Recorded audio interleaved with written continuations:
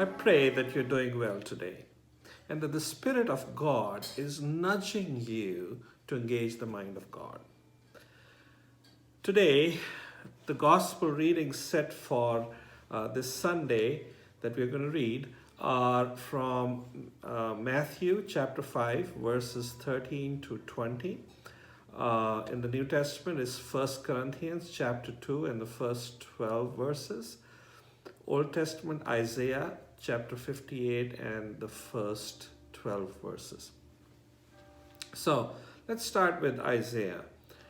It talks about, shout out, do not hold back, lift up your voice like a trumpet, announce to my people their rebellion, to the house of Jacob their sins. And,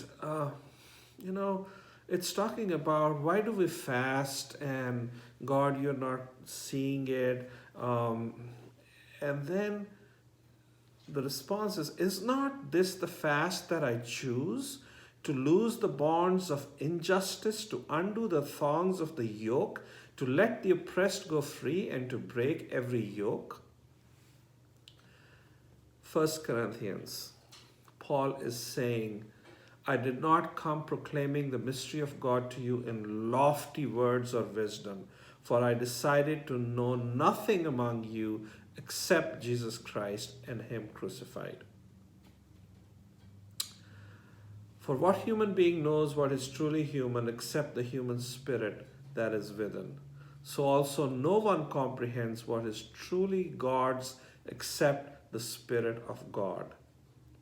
Now we have received not the spirit of the world, but the Spirit that is from God, so that we may understand the gifts bestowed on us by God.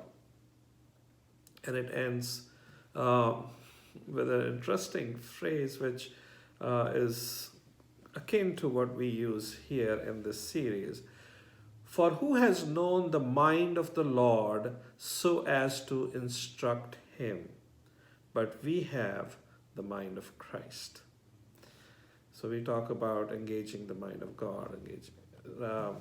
So in Gospel of Matthew, you are the salt of the earth, but if salt has lost its taste, how can its saltiness be restored?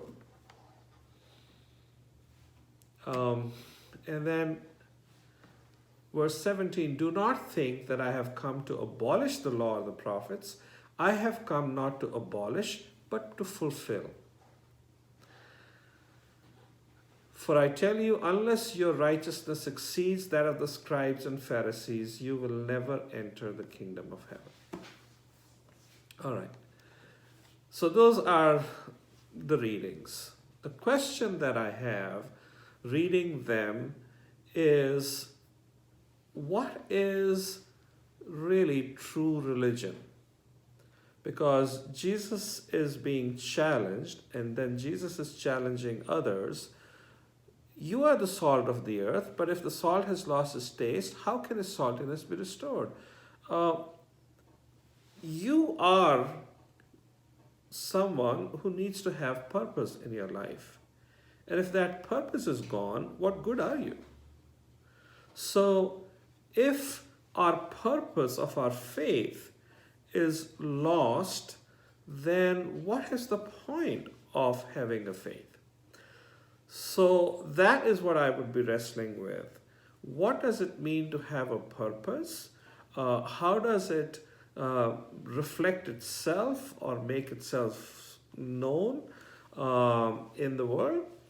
And how do we really know if we are engaging the mind of God?